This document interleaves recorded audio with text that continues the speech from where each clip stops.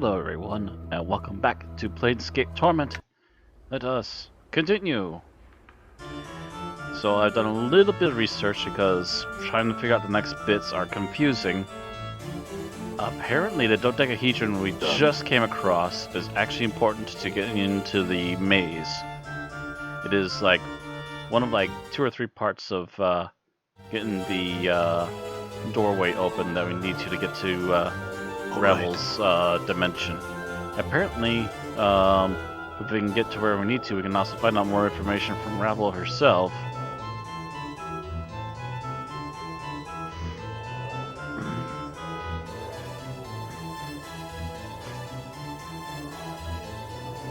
Yo!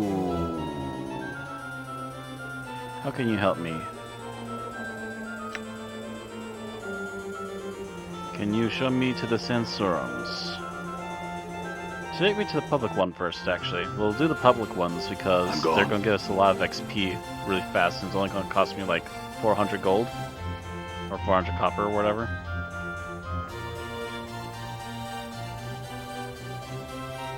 Sensei Guide.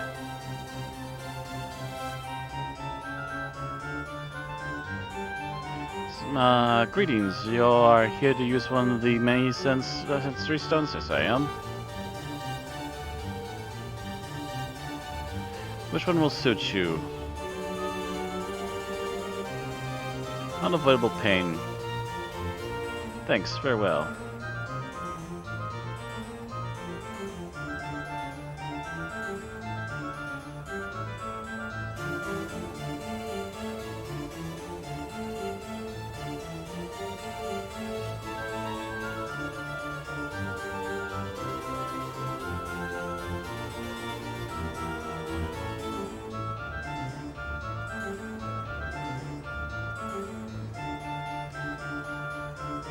Figure out which one it is.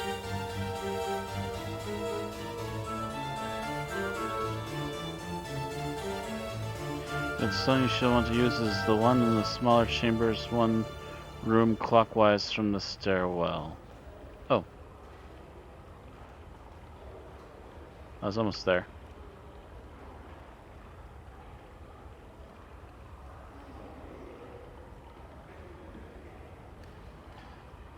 Grayshell Stone is one that Click directs you towards. Within lies the experience unavoidable pain.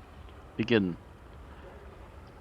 The experience is a short and violent one. Struggling with another, slightly stronger man in the edge of a blazing hot stream of molten lava, your weapon hand is slowly inexorably forced ever closer to the magma. Beads of sweat evaporate the instant they appear. The hair on the back of your hand blackens and smolders above the awesome heat.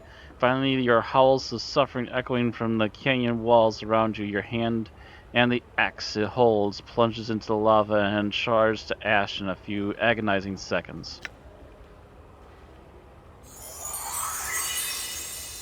Experience seems to have stirred some long-forgotten, vaguely similar memory in your own mind.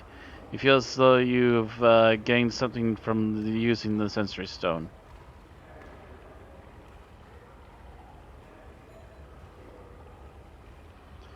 Next one, sir. I'd like another session. Smiles, explains to you have some various sensations. Tender love.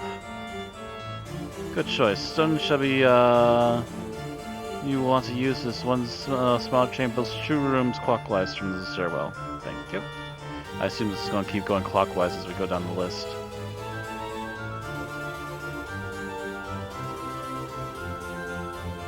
Everybody in.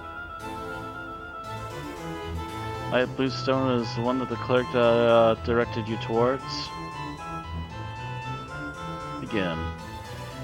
Eyes are closed and you can sense yourself standing on the tips of your toes, pressed against someone slightly, tightly. Soft lips brush against yours, giving you the most gentle kisses. Your heart becomes a flutter in your chest as you feel as if you could fall backwards and simply float off into space. Stir thyself. vaguely similar memory of your own mind. In your own mind, you feel as though you had getting something from using the sensory stone. One begins to wonder if maybe the sensorites might have been started by the Nameless One, and everything here is actually some of his memories. At least the public ones.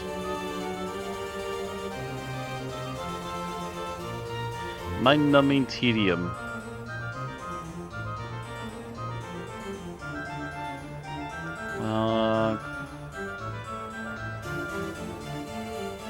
Three rooms clockwise from the stairwell.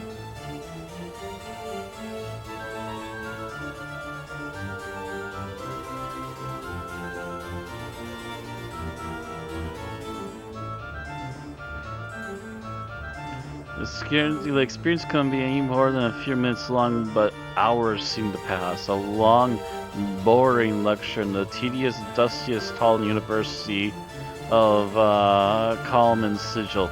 You look about as the vast hall, hoping to catch someone's eye to pull the face at, but the other students are either asleep or staring listfully into space. You drop your quill pen, pick it up, and drop it again, just for something to do. You consider stabbing yourself in the eye with it, just to see if the senses haven't been wholly numbed by the incredible boredom. You stir yourself from the experience. Feel as if you have gained something from using the sensory stone.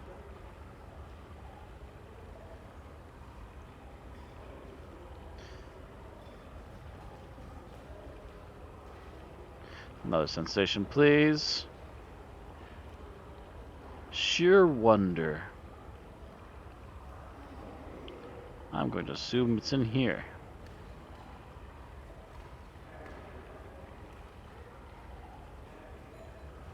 Begin. Says hesitantly, you open your mouth to take a shallow breath, and water flows into your lungs like cool air.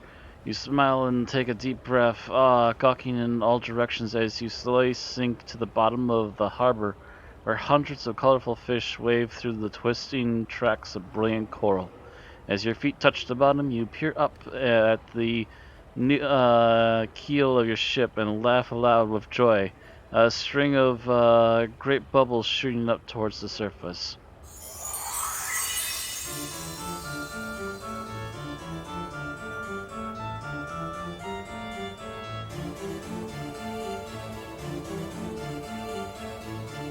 Just a moment. Yeah, I don't think it's on stream, but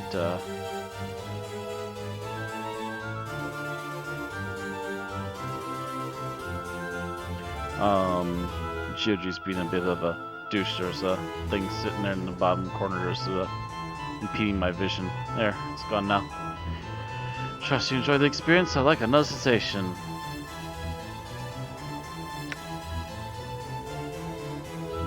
Consuming impatience.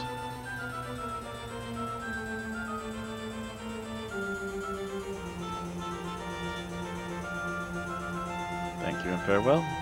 1, 2, 3, 4, 5. Yep, buddy in. Whoosh.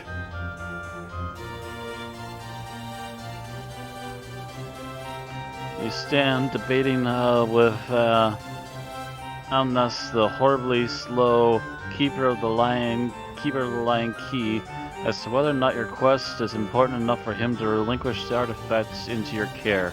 The whole experience is an exercise in sheer torment. Each and every one of his words followed by a significant pause. Each and every point he makes is reiterated time and again before he lets you speak. You present an argument, then wait and wait and wait while he makes his counterpoint, to which you shoot a snappy counterpoint of your own. Then must wait yet again for another of Amnas's drawling, meandering, seamlessly endless counterpoints. It's everything you can do not to simply lop the fiend's tusked head off you and snatch the key from the twitching corpse.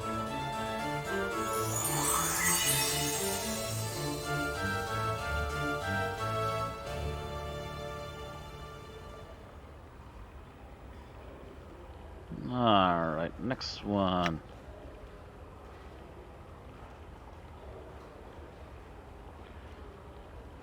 Tired surrender.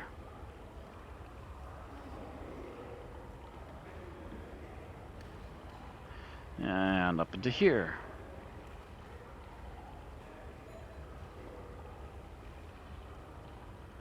Whoosh.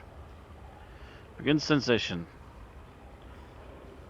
Shuddering, chattering, hoping beyond hope to be found, you curl yourself into a you curl yourself beneath a blanket of snow to save what little warmth you have left. Fighting to keep your eyes open to remain awake, you become aware that you can no longer feel your arms, your legs, the ice against your face, and tired, so tired, you resign to the inevitable. You close your eyes, bidding sleep a bitter welcome as the sense of loss forces a single tear, doomed to crystallize before it even reaches your cheek from your aching eyes.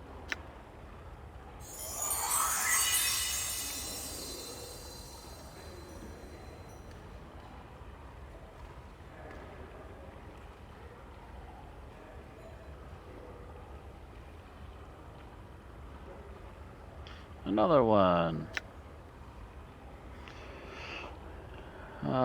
Supernatural lust.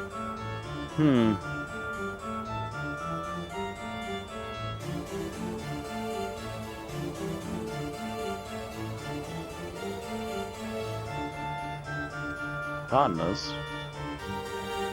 Begin sensation. Find yourself coupling a succubus creature with such intense otherworldly beauty that even her fiend's horns and thrashing tail give you no pause. She grasps you under and you desire her so completely that the whole of your existence seems to be focused towards a single goal. As your life explodes from you in a starry burst, you hear the delighted laughter of the succubus as she drains you dry, leaving your body at a soulless husk.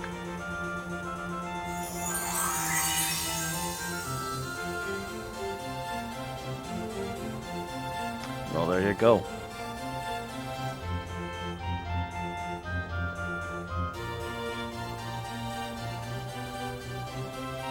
Show more. Actually, are there others? Which, man nods. They explain that several sensations are available for you to use. Which one would you like to use?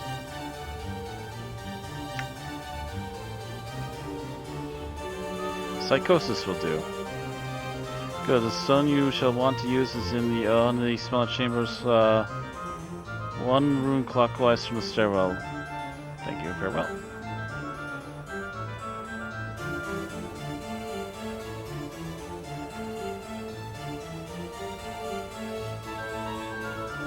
This is a strange one, very disturbing. You have the point of a knife pressed to someone's throat, your hand clamped over their mouth and breath hot and heavy on their face. You begin to stab them slowly, the knife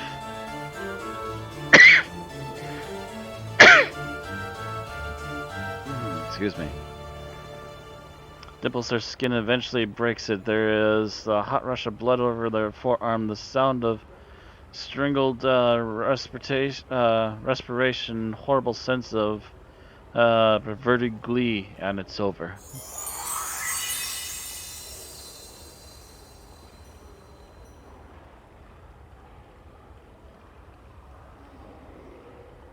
Whoosh.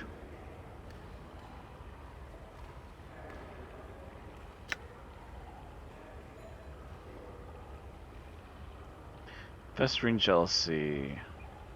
Number 2.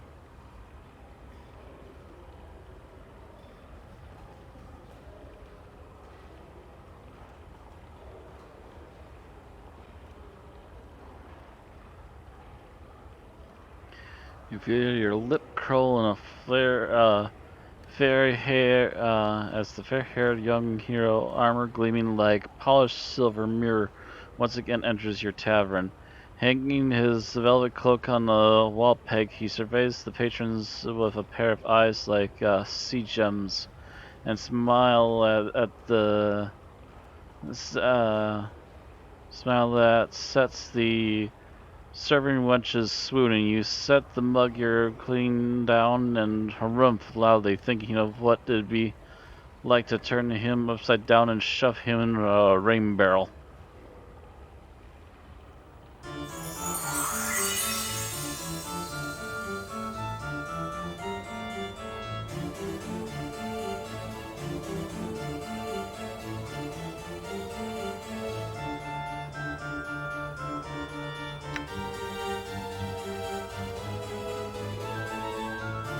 Bitter loathing.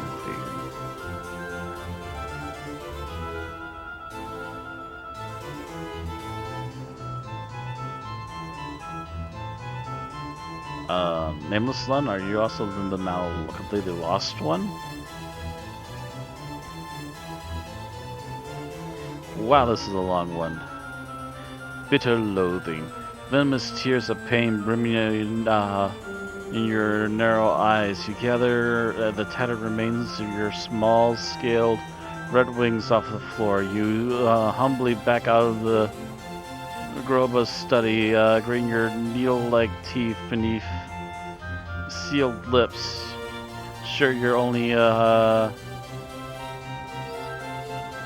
Snegan, the least among devils, but that's no cause for a pit fiend to tear your wings off, because he doesn't like the message you brought him. What will your Galulian master do now? He certainly can't say anything to Groba, and what use is Spinagon without his wings?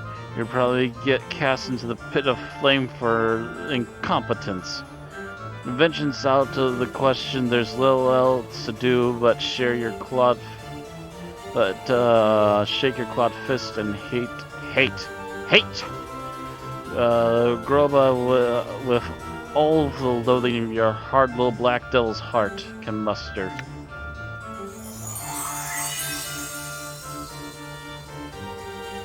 Us gathering all the XP today. While having little, possibly fake, most likely not our memories pop into our head. Are there others? Pure glee. Number 4.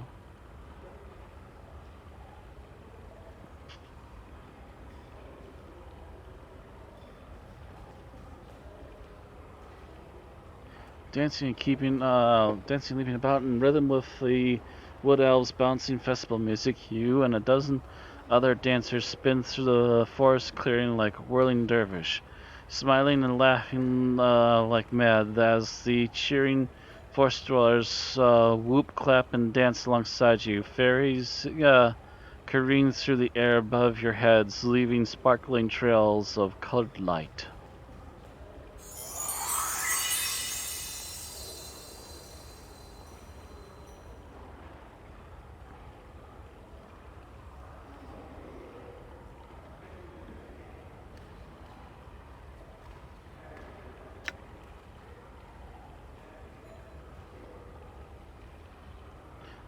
Frightened exhilaration.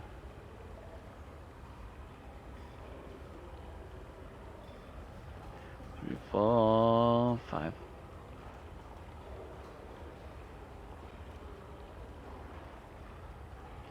Stretched orange stone is one that the clerk directed you towards. You twist your head to look up at the large contraption shaped to your back, strapped to your back. A set of 4 bat-like wings extend from out of it, each made of leather pulled taut over wicker frames. From the precipice you're perched on, Dilgar's floating fortress appears as but a tiny speck suspended in the blue-gray sky, miles away across nothing but empty air. This is how everyone travels on the planet Air, they said. It's easy, you smirk Step back a ways and make a running leap off the cliff into the cool wind below, leaving your stomach behind as the wings suddenly catch the air. An amazing rush shudders through your entire body as you soar out over the nothingness and towards the elemental prince's abode.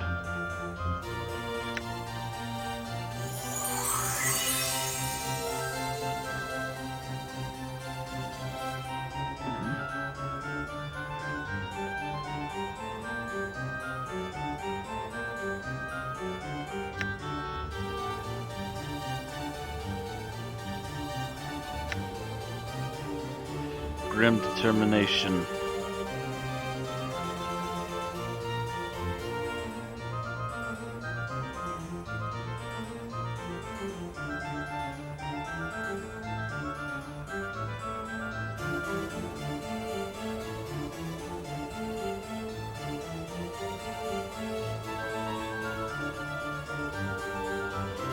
Darhall was in ruins and still in the process of being destroyed. As dozens of combatants hurled weapons, deadly arcane magics in themselves, one another in the desperate struggle to be the last one standing. Plumes of acidic green smoke rose from the pile of limp bodies you dragged yourself out of. Having barely escaped the wrath of the fiendish spell there was crossed the way through the battling throng, through the bloodthirsty battle ahead of you, sitting untouched on a miraculously upright table. Your pint of mead, and you get back if you had to kill every last one of the brawling tavern patrons to do it. Don't mess with my drink!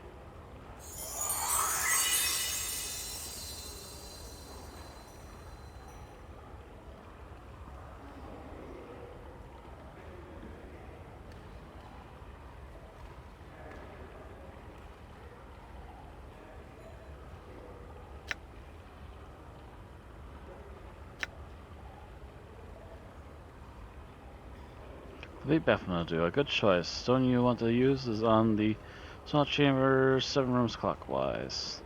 Thank you. Farewell.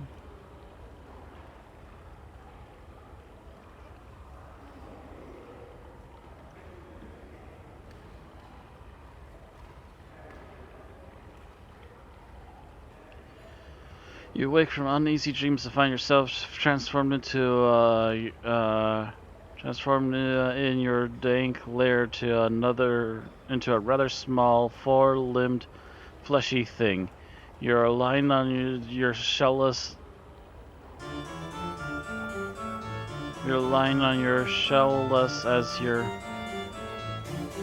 as it were a wholly unprotected back, and then you lift your tiny head, adorned with its unusual sensory antennae. Your tiny head, adorned with its usual sensory antennae. A little you can see your pinkish belly, partially covered in soft curling hairs, quite unlike the black bristles you're accustomed to seeing there. Your only two legs now just from the end of your torso rather than up from the ground around your abdomen. They look thick and ungainly in proportion to your body, and you lie there limply, making no attempt to right you on their own. Only by actively concentrating can you move the things. What has happened to you?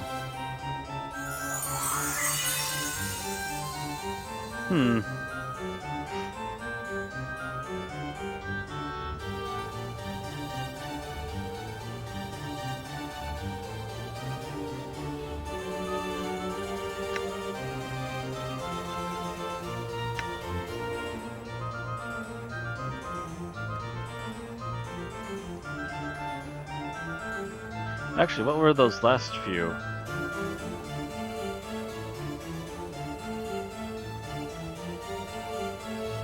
Man smiles and explains to you that some of the various sensations are currently available to you. Which one would you like to pursue? Oh wait, that was the previous list. Okay, show more. Actually, are there others? Are there any more?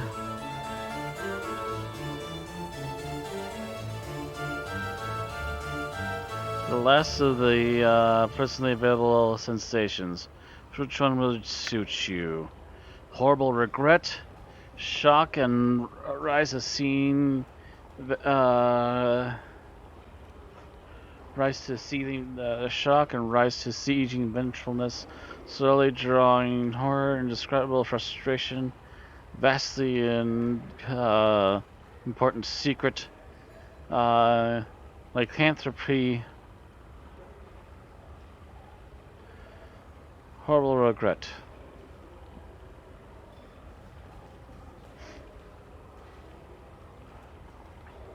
Three rooms counterclockwise. Gotcha. Thank you.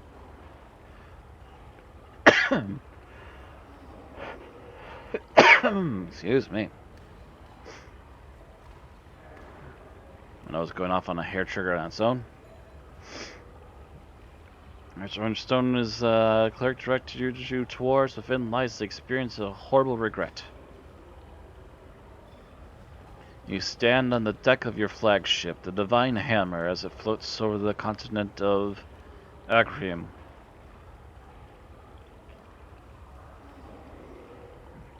Held aloft by winds of magic. The very landscape royals and shudders beneath the bombardment of your fleet. 1,000 ships, cannons, and bombards hurling their sorcerous fire down on with like vengeful gods. The shockwaves begin to hit your ship only moments ago. Constant vibration that sends shudders through the whole of the ancient craft and moves your very bones. Accompanied by constant rumbling bass, the land's mountains begin to sink and the seas that surround it begin to boil off into the atmosphere. Your first officer comes to stand beside you. Continue. My Lord Admiral, permission to speak freely, sir. You nod as your acquaintance, your stomach sinking as you guess his question. My lord, forgive me, but how? What gives us a right? 1 billion lives!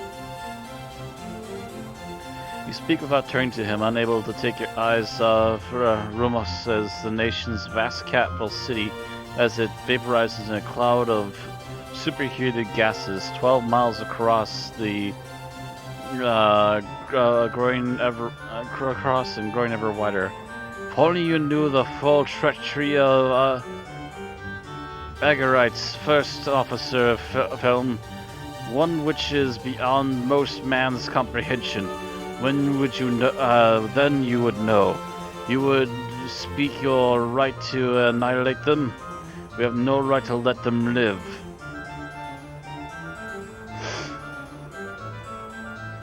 But sir, traitors, all of them? Surely among the hundreds of thousands, how many innocents? Silence! Speak of it no more. Our king has spoken. His will be done. The task set to us is a horrible one, not fit for the comprehension of questioning. There's no room for pity, no room for remorse, only duty. Two of you stand silently for a time, watching as in the last minutes of Egerheim as the long last you sigh, a low, stirring exhaustion that sounds as if something was broken inside of you. Beneath the blazing plate that covers the ruined half of your face, beneath a brazen plate that covers the ruined half of your face, your dead eye begins to weep. Flam, my friend, I would have you understand that I know now as I look down at what I have wrought here, that were I to think upon what I have done, what I have truly done, I would be struck mad. A deed such as this, The anguish would overwhelm, destroy me. So, First Officer Flam, it must be that there are no innocents in Agraham. No mothers, no children, no people, only traitors. Vile, cunning traitors who deserve no less than the full brunt of the Holy King's wrath. Do you understand this? Yes, my lord. Good. Now go. I wish to be alone here. By your command, Lord Admiral, Flam bows his head and returns below deck, leaving you to stand over the end of civilization.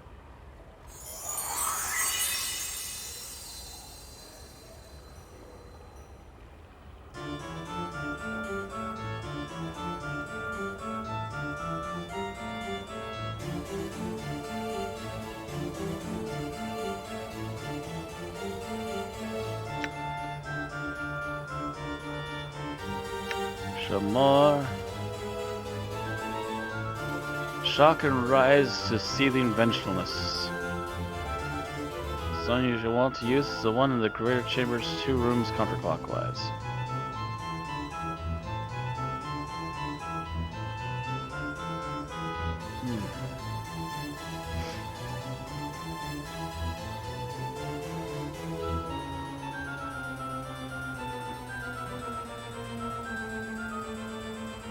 You stand somewhere in the nether regions of the plains. Sweltering place where the ground is beaten copper and the sky is of brass. Here the bodies of sinners, petitioners, and in this horrid place are rolled amongst iron brambles and bronze scorpions until their bones are fine grey dust.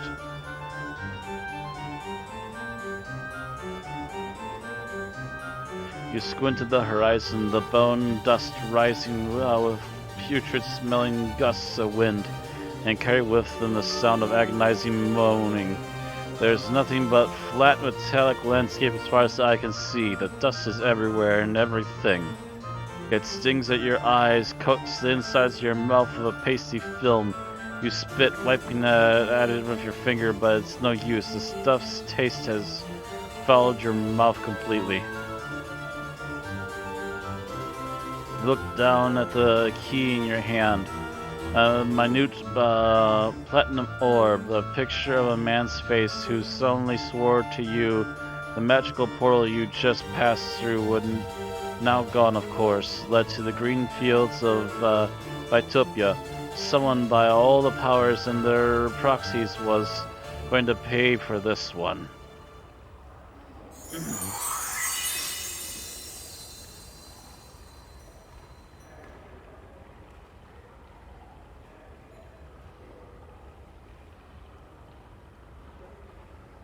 Another sensation.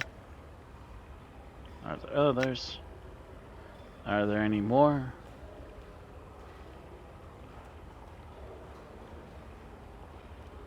Slowly dawning horror.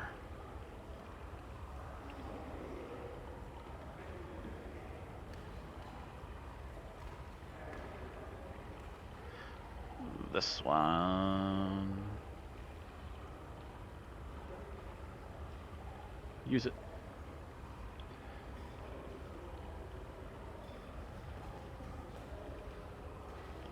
How good could it be, you think, regarding the burgundy liquid carefully across the table from you? The twisted old man smiles slyly.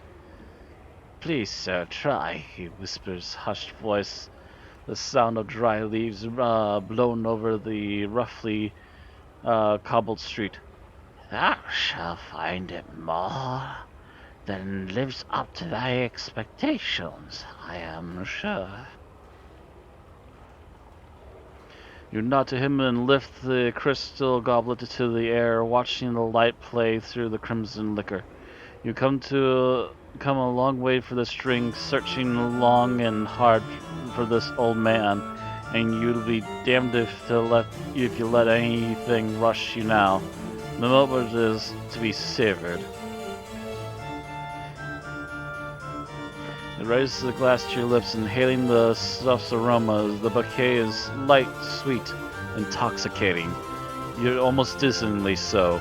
You've tried countless drinks, written tomes about them, their flavors, smells, means of manufacture, in your journeys across the plains.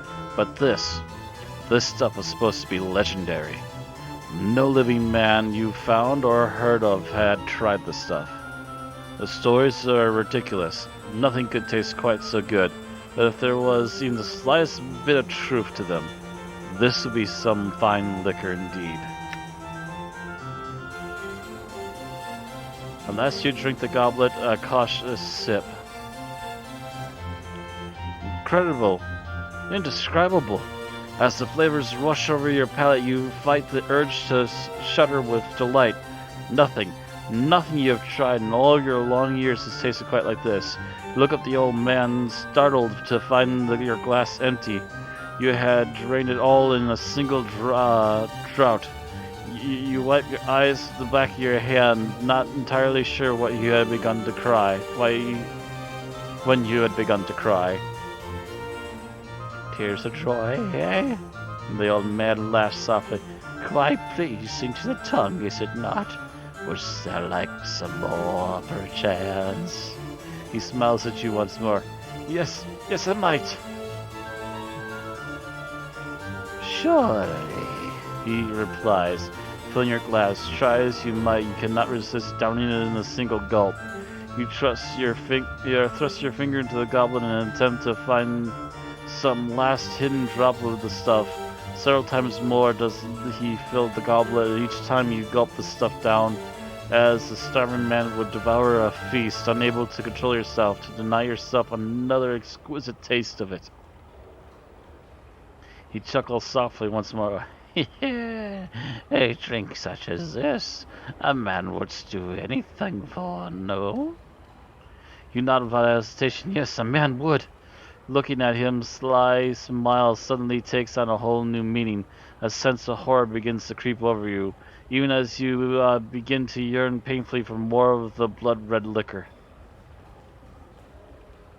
Yes. The old man grins, his yellow eyes gleaming. A man would do anything in the thrall of such a drink. Even the most terrible and most heinous of deeds, as thou shalt see my newest servant.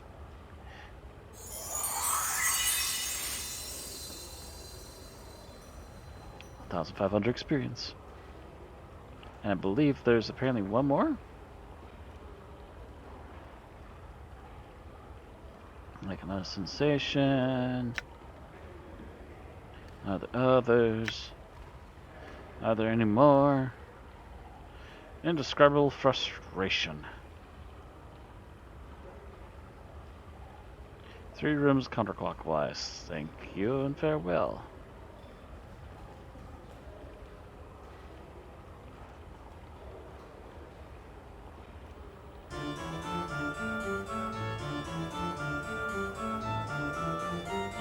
You see it now, a crown of Hayfun gleaming upon a marble pedestal. No more than 20 strides away it is. With it you could wrest control of the armies of Aphelios away from your treacherous brother and restore your father's kingdom. A fool your wretched brother was. You smiled grimly at the thought. To leave the king's only daughter alive, thinking she could do him no harm. A sound, the creak of leather sandals, the softest hiss over there, by the 3rd pillar. She was close now. Lo-Fi, the Medusa, jealously guarding the crown her servants had stolen for her so long ago. Crouching behind a white pillar, you wrap your hand tightly around your trusted, thrice-blessed javelin. With your helm of swiftness and the 100-mirrored shield, even a beast such as Fluffy would be no match for you. Any moment now, she could round the pillar and meet the sight of you. Even if she turned away from the shield, your javelin would surely find her throat. Suddenly there's a gentle touch on your shoulder. You gasp, spinning around the face. Of course, the Medusa. Accepting the inevitable, you only have time to loose the piercing cry of frustration before your lungs and every other part of you solidifies into a cold gray stone. Interesting is that still had to come from somebody who survived, because they had to get that from a memory from a living person. So, gotta wonder what happened to that person afterwards.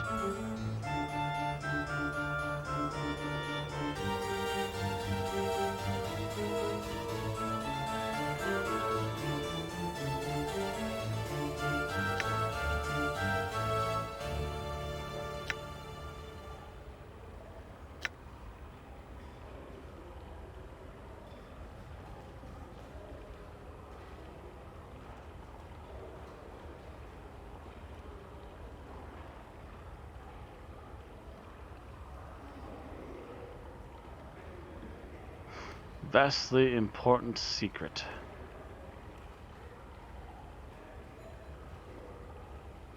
Thank you. 2 more, including this one.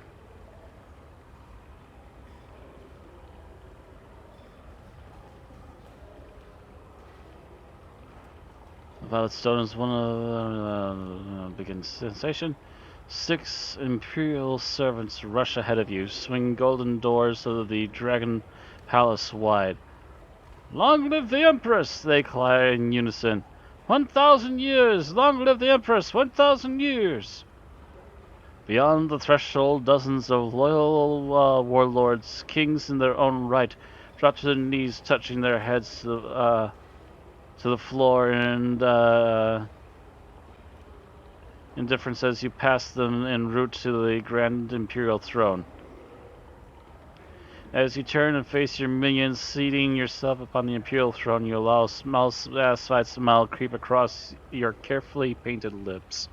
There's but one thought in the forefront of your mind.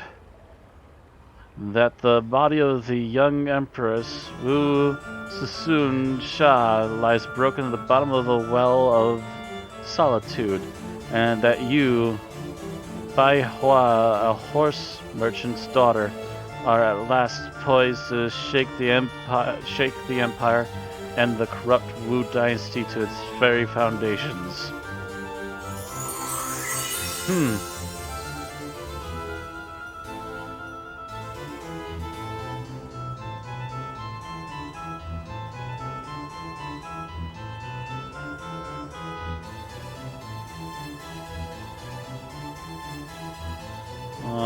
Like another sensation.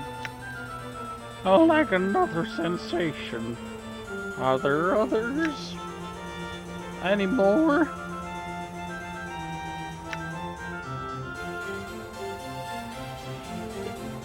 I noticed this will not stop tonight. Lycanthropy will do. 1 room counterclockwise.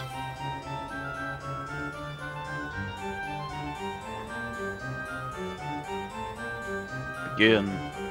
Suddenly aware that the hour has almost come, you leap from your bed and run flying from your cottage into the surrounding woods. Stumbling in the dark, you come to a small moonlit clearing, one that you had found last week and decide to use tonight. You hastily strip off your clothes and sit amongst the grass and wait. Close your eyes, listening to the steady chirp of crickets, the throaty croaking of bullfrogs in a nearby creek, the rustle of grasses as the wind caresses it. What would someone think seeing this stir your eyes, experiencing this moment and what was next to come? Soon you would travel to the city, next find the cleric to rid you of the curse, but for now, you may as well make the best of things. You rub your hands together in anticipation, grinning like a Bertrand, the fire-haired giant of a madman sitting naked and alone in a forest clearing in the dead of night. A prickling sensation runs across your skin. Your senses sharpen dramatically. You breathe through your nose, inhaling the scent of everything around you. The damp earth, the sweat of your cast-off clothes, the opossum clearing the clinging fearful, the opossum clinging fearfully to the tree behind you. You open your eyes and look down at your forearms. Faint moonlight reveals the slightest quivering across your surface, but in moments the flesh begins to ripple. Impossibly tufts of thick brown fur sprouting forth, with a grisly crackling sound like popping joints and grinding bones. Your back and shoulders begin to hunch and broaden, uncomfortable but not quite painful. Your muscles, your entire body mass doubles, triples in size, and continues to grow.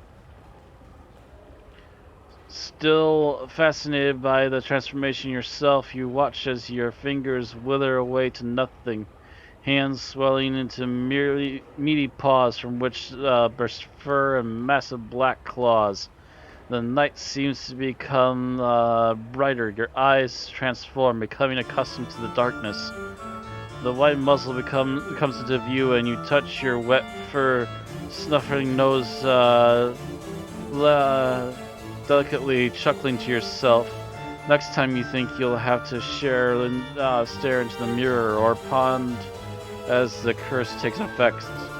Watch your face warp and change, losing its familiar shape to become the bear's. Soon it becomes difficult to concentrate upon anything but your more basic urges.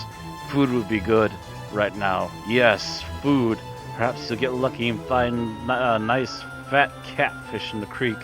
You rise from your massive haunches and with a huff you begin to amble through the trees on all fours, aim for the water's edge.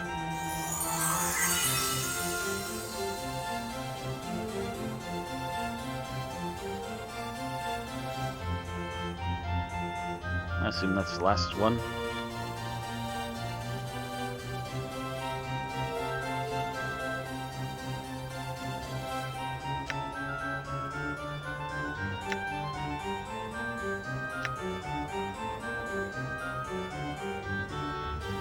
That'll be good for now, thank you. Ton of XP and some interesting little offshoot stories, but nothing too horribly important. The next room, though, is going to be very important, which is why I took us through that, just to see what it's like, and also get a whole bunch of XP, and explain why I did so. How can you help me? Can you take me to the Sensoriums? Private Sensorium, then. Done. We're doing the bottom one last.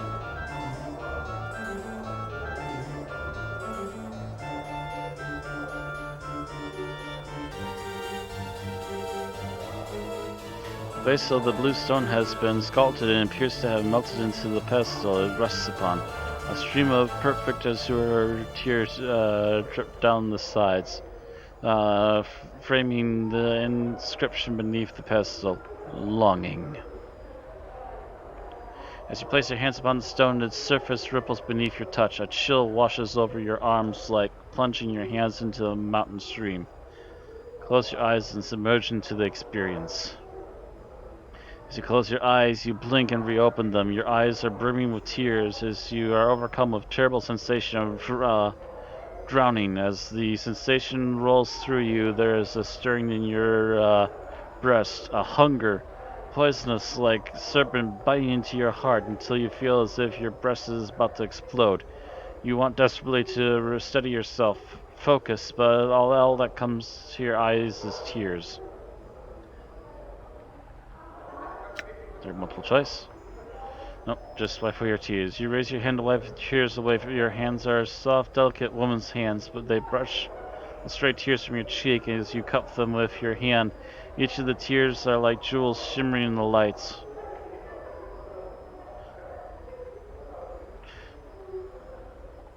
Turn to the lights. The lights are cast by candle globes that drift through the sanctuary. You have come to this place to gather your thoughts, to reflect on the past with an eye towards the future. to cleanse your mind before the coming journey, yet you cannot concentrate. Your thoughts remain in the present, trapped there by a terrible feeling that rives within your breast. What did he mean?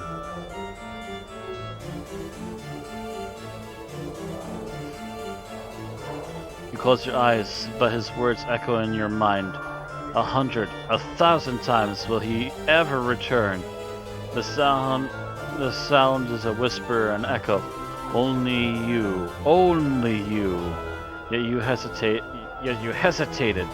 at the brink of time's door, and he must have thought you afraid to go, but you are not. You are afraid to stay. And the serpent withers within your breast again, and fangs biting into your heart, filling it to bursting with its poison. The tears come again, running down your cheek in streams, the words echoing. Only you.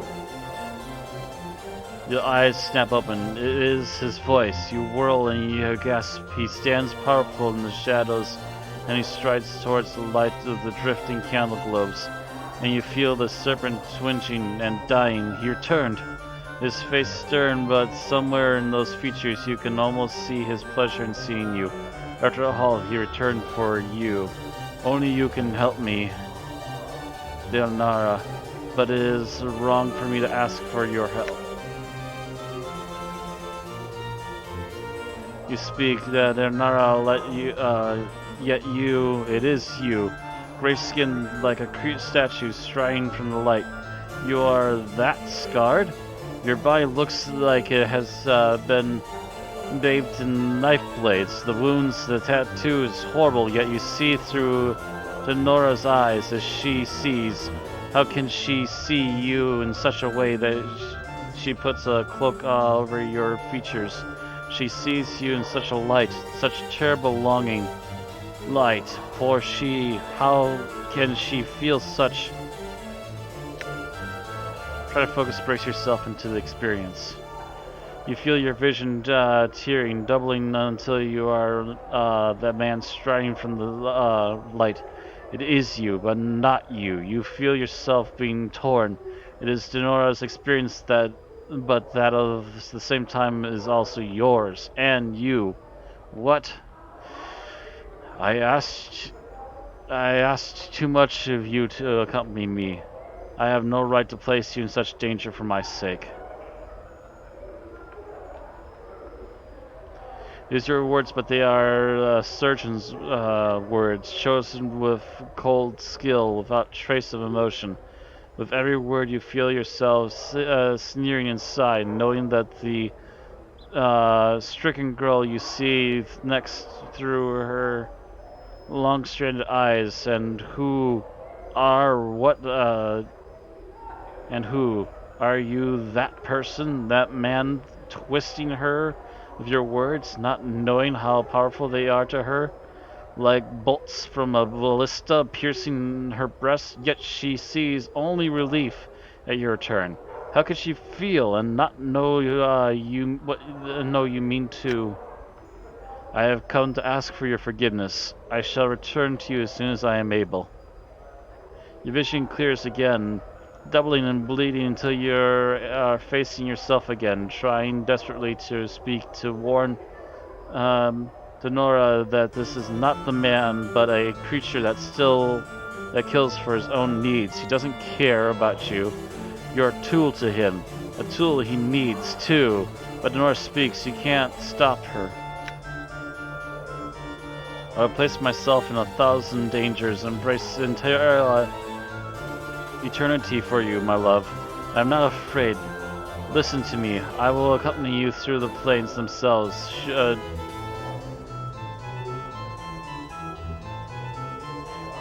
Through the plains themselves should bar the way.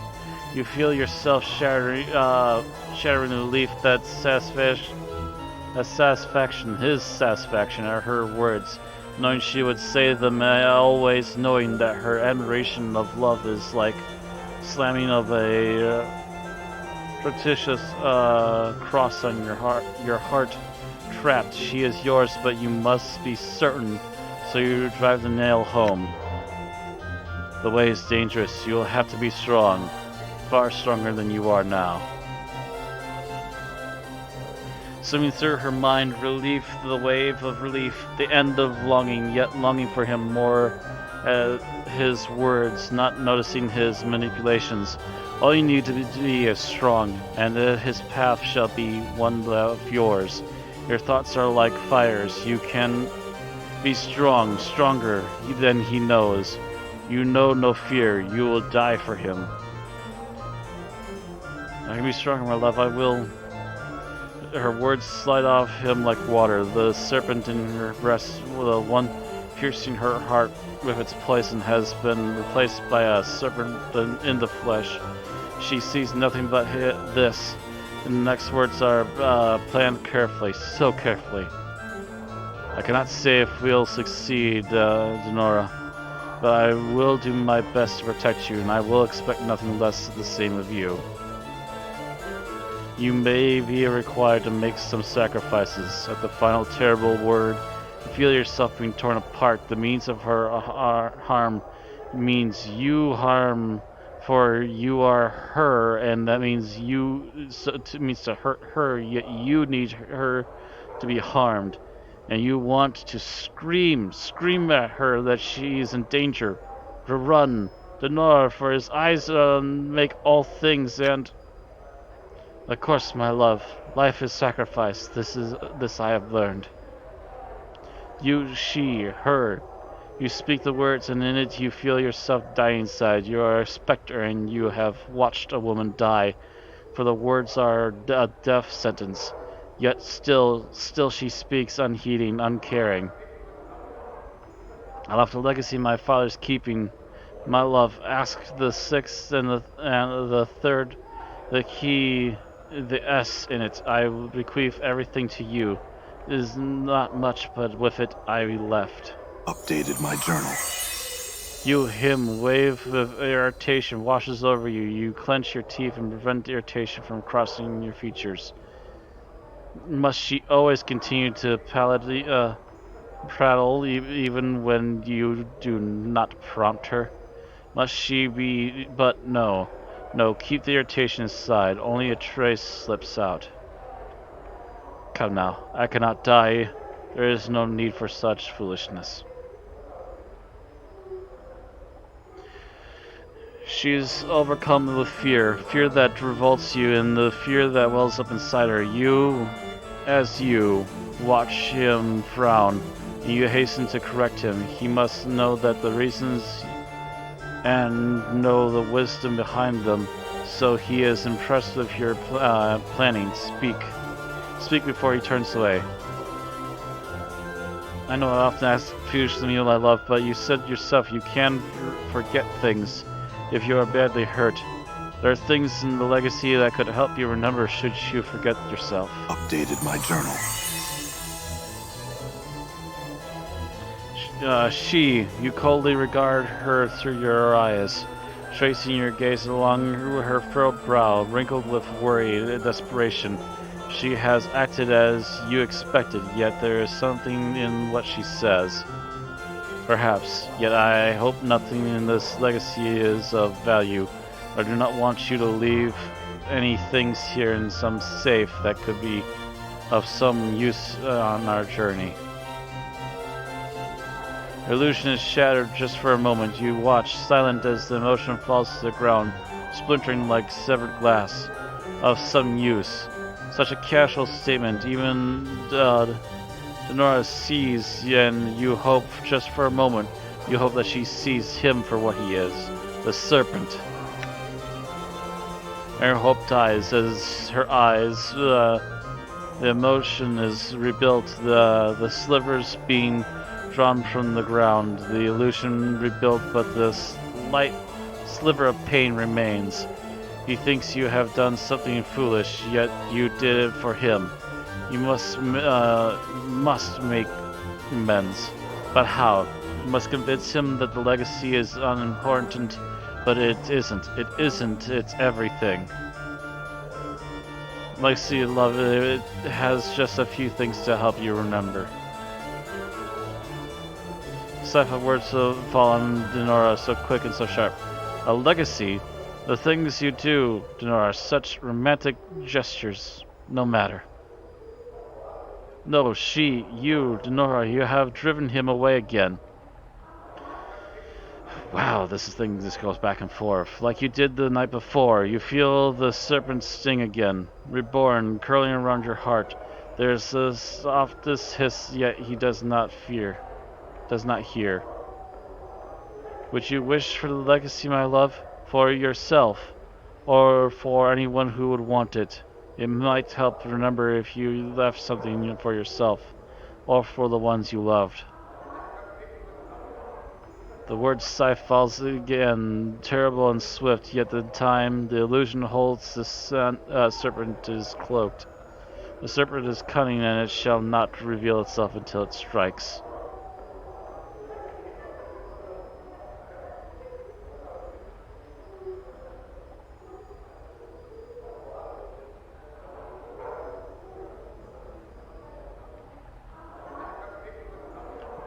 You must make him remain, and the experience swirls around you, terrible and swirling towards the final scene. The question she once asked, and didn't ask.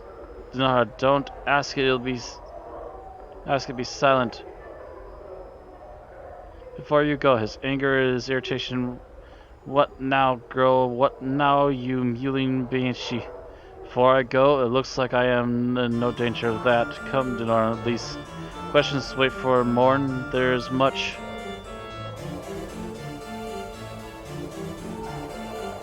Do you want me to come with you, my love?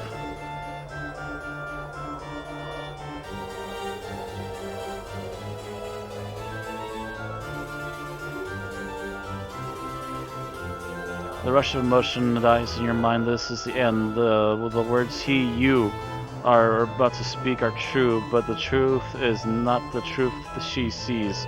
There are no lies, only cold calculation. Of course he wants you to come with him. You understand it clearly, too clearly. He has invested too much into the poor girl to let her go. Of course, Denora, I would not have asked you to come with me if I did not want your company. You know how I feel about you. There's a cold silence in his mind, then a hissing of thought responds sharp and deadly like a dagger blade. The lie comes swiftly, burdened by emotion. I love you. You want to scream, you feel the lie wash over you like radiance, but it is a shadow of truth. Serpent's kiss, and he means you harm. And she can't see what you want to call out, but she is crying with joy, even as cries joy with frustration, with joy, with despair. The emotion washes over you like you are drowning, and you need to speak. You long to speak, but you cannot, and tear yourself away. And you scream as you tear your hands from the stone, blade tears rushing down your eyes. Rain and streams down your arms, your hands, to coat the stone. Blood, her blood, and you can't warn her, and you can't stop crying. And suddenly fall from grace is there, and her touch is gentle like silk as she brushes the tears from your eyes. Even as you feel the screams welling within you, she shooshes you, cradling your face through your blade tears. I cannot bear it. I couldn't stop her. I wanted to, but I couldn't do anything. Thoughtful Grace looks into your eyes and then she nods silently, understanding. That is the nature of longing, and the desire for for that which you cannot change, possess. She studies you, withdrawing her hand, now soaked in your blood. Will you be all right? Yes, I just need a moment. Very well. Belfort Grace steps back. We'll continue when you are ready. Take a breath and try to collect your thoughts. As much as you want to hurl the memory of the experience from you, You hold it fast because you know it's important to remember it.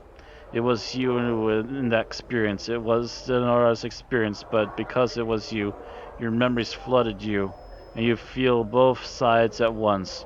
Who were you? Who was that shade of you?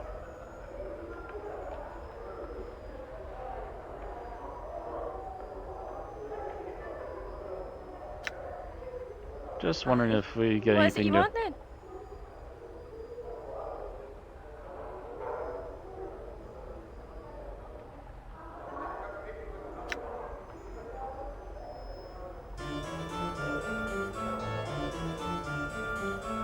Just checking on you again.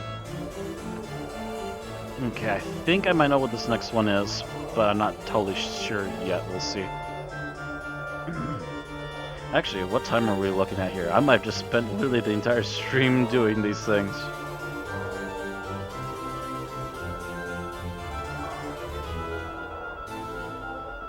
It is starting to get on. Let's see how fast this one goes.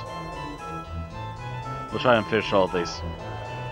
The inscription on this one says it is the experience of weak longing, hunting trek across the forest of Abroria. Hidden sensation. Standing in a circle of white tents in the woods, some of the trees around you are by far the largest you've ever seen. Suddenly,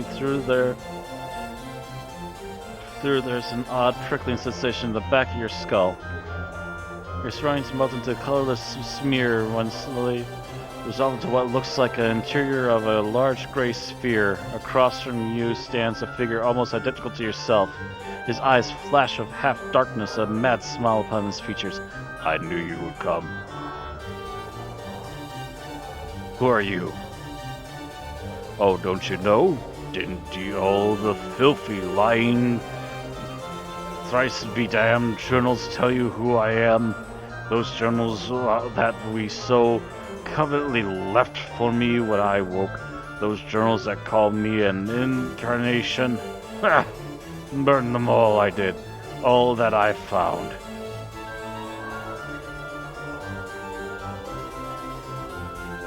What did they say exactly? They spoke lies, lies, lies, and nothing more. Filth about a man who forgets himself. Other incarnations of preserving their experience in writing so later lives could benefit. Thieves! My life is mine. You all want to steal my body and you won't have it. So you're one of my earlier incarnations. He crosses his arms and looks away. If you'd put stock into such trash, then yes. What did those lying journals say? Where am I? Oh, this? He gestures around him, snickering. Just a little trap, is all. I realize that killing you body thieves might be enough. I might have to trap you and snare you for eternity. But you may have realized by now there's no way out of this sensory stone. Your mind is locked here. You'll note that the rather sparse surroundings I've left for you, all to help the madness set in. Good luck and quick. Madness sets in good and quick while your flesh rots away. He chuckles evilly. I have some questions then. Your incarnation crosses his arms and looks away indignantly. Save for a few more tufts of hair on his head, he's identical to you. Even in his arms have most of the tattoos of yours do.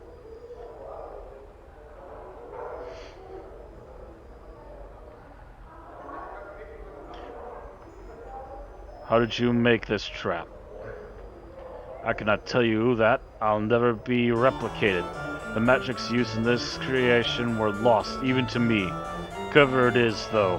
One experience hidden beneath another, so that the flesh of my own would set it off. So there are actually two sensations within the stone. Did you put on those tattoos? No. He looks this front. That one incarnation, that partial one did. I've tried to burn them off, but the skin regenerates with the tattoos still on them. I've tried to tear them off and stain them with acid. I hate them. Read the tattoos. His eyes grow wild. Stop that! Stop reading me! He tries to cover himself with his arms, turning away from you. Keep reading them. The figure's eyes grow even hotter. Stop! Stop now! I'm warning you! He turns away from you, huddling up to cover more of his body. You see on his back the list of tattoo warnings that Mort once read to you at the mortuary. There's, however, one line at the bottom Mort neglected to read aloud. Don't trust the skull. The previous incarnation grows more and more frantic as you peer at him. I'm warning you for the last time, stop! You can't threaten me, you're a recorded memory, an apparition. I'll keep reading them until you let me out of here. He howls like a madman, thrashing wildly, clawing out his arms, frothing at the mouth. Out! Out, out, out, out! And like that, everything ends. You find yourself standing in the sensorium once more, slightly befuddled but quite unharmed.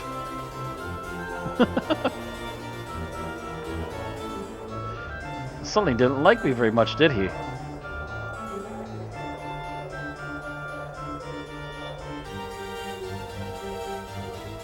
That's not what I was trying to do. Whoosh. There we go. A sickly green stone is securely fastened to the pedestal. It rests upon. The inscription beneath it reads, "The Messenger. Begin." Touch the stone. The green exterior sharpens, clashing, its brightness becoming more than you can bear. So much so that you close your eyes to shut it out. Go into the experience. You close your eyes and you feel the skin along your arm become numb, as if a sensation is being bled from them. Tired, so tired. You try to blink, yet the darkness remains. Your lids feel soft and sluggish, unresponsive. You are sitting in what feels to be a dirt floor, and around you is the smell of coppery blood and herbs. Why are you here?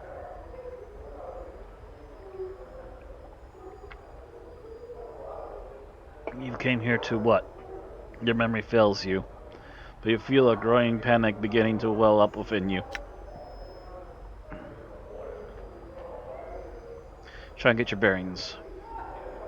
Ah, awake are you? A questioning alone. The voice of an old woman, thick and scratchy, as if it's trying to force its way past thick layers of dust. Try as you might, you cannot open your eyes and see. You cannot open your eyes and see the woman, but you feel a shiver of fear. Something is wrong, terribly wrong.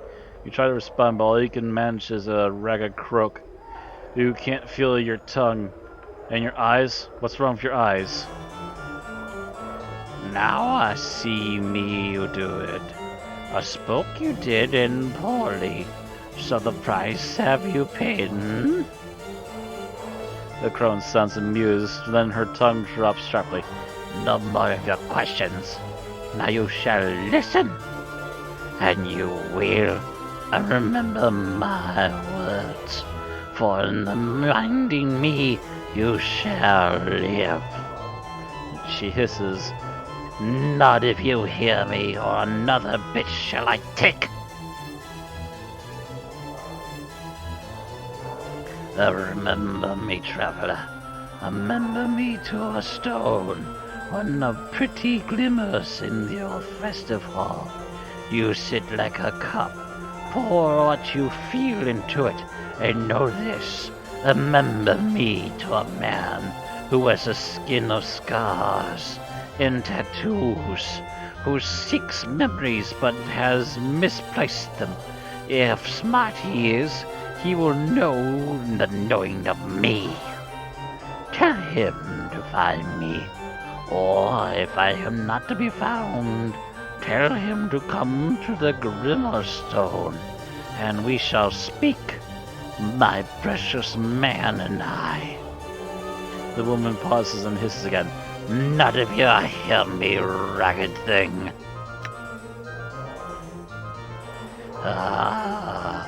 pretty polite to listen so long.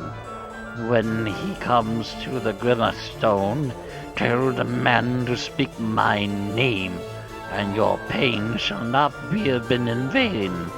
The crone's voice trails off as if distracted. You try to speak again, but there is only a sickening, gurgling noise.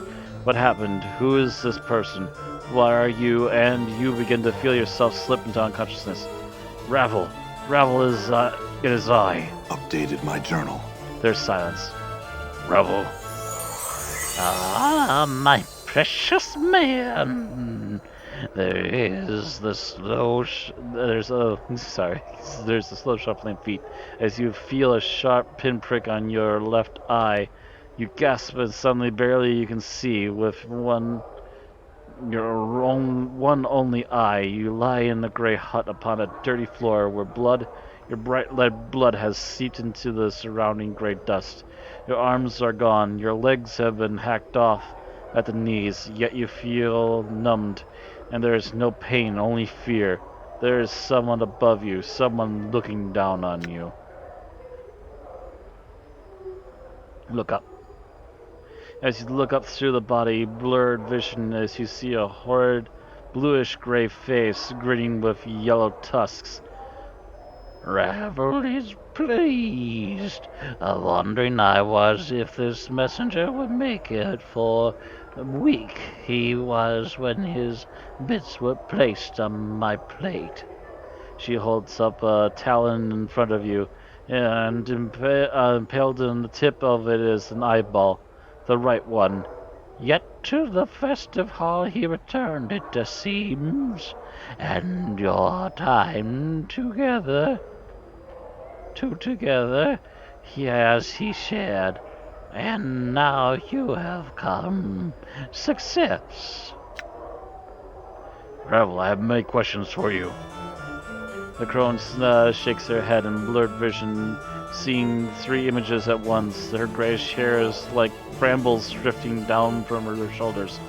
No, only time for answers does Ravel have, and she has no time to waste with your guess questions. Know this, and in the knowing, grow stronger. You must find me, my precious man. But how? I don't know how. Updated my journal. I am beyond knowing in our lady's place. No, now shush and listen to Ravel, for there's much you must do to find me. Are three things you must do: find the door, know the key, then unlock the key. Door? The door is not a finished thing, at least when I gazed upon it. But in the passing of time, perhaps now well wrought it is. Go to the place of forges and steel. Perhaps there you will find the door that takes one to me. Unlock the key? What do you mean? Unknowing the key is not enough, so Ravel thinks.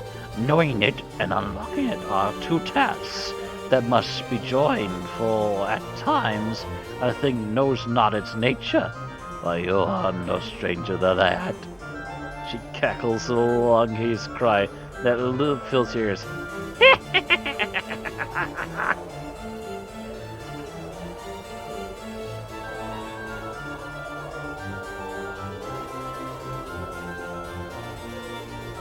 What door do you speak of? The door is not a finished thing, at least, How am I talking to you through someone else's memories? our stones and experience in telling will Ravel do, but not the telling of how she speaks to you now. She speaks soothingly. Many are the branching and twistings of Ravel, and many are her secrets. I need you, and I need you knowing of this. When you say unlock the key, what do you mean? Alright, farewell. Nothing else to do other than keep repeating. Return, I will give you what I help I can. That gives you a smile and a horrible yellow-fanged grin. A blackish tongue darts from her lips and fingers at the edge, teasing. But in the end, only one question remains. What do you mean? Only one question this I ask. Rivals' eyes blaze like fires, red light turning her face blood red. What can change the nature of a man? At the question, you feel a tremor pass through you like thunder, and you feel yourself burn. Let the experience go. Your vision clears until you are standing once again before the hideous green stone. It looks different than before, somehow horrid, somehow. Try to shake off the experience and leave.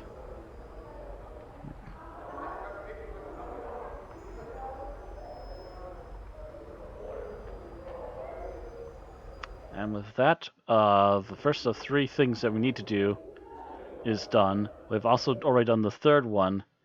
Now we need to actually go find the door. Technically, Done. we already have the key, which is the blood of Ravel's daughter. And we have the first item we need in order to find the door, which is the dodecahedron here. So thank you for our guests from yesterday for helping me get the dodecahedron, even though I didn't need it. But now, next time we come back to Planescape, we'll be trying to find where the door is and trying to find Ravel and her maze. So stay tuned for then. We might not be back until Wednesday unless I decide to revisit this game tomorrow. I think I might come up with something else tomorrow or just go to more populous. But that's going to be it for tonight. Hope you'll enjoy. Despite the lack of action, we had quite a bit going on there, especially towards the later bit with those last 3. Very much stuff based on the nameless one. I'm tempted to go back to the mortuary and see what we can tell the ghost now. But we'll see. Anyways, that is it for now. Thank you all very much for watching. Hope you all enjoyed. And I will see you all again next time. Have a good night and stay safe out there.